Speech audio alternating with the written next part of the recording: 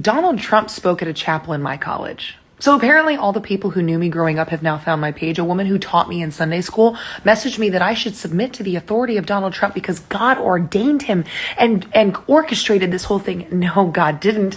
Man did this. Let me tell you how I know. So I went to Liberty University, which is Jerry Falwell's school. The same Jerry Falwell who coined the moral majority phrase. The same one who teamed up with Paul Weyrich to make abortion and homosexuality the rallying points for the evangelical vote because he was so mad that Jimmy Carter said to him, you either desegregate your school or I'm taking away your tax exempt status, because this has always been about racism. Now, when I went to Liberty, it was being run by Jerry Jr. Yes, that's pool boy Jerry Jr.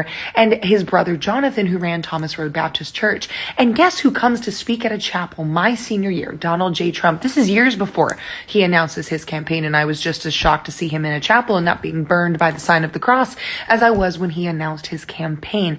He spoke about premarital sex and prenups, and I wondered, how could this possibly Christian organization bring this man into talk? Well, it's because they were planning his campaign from the beginning.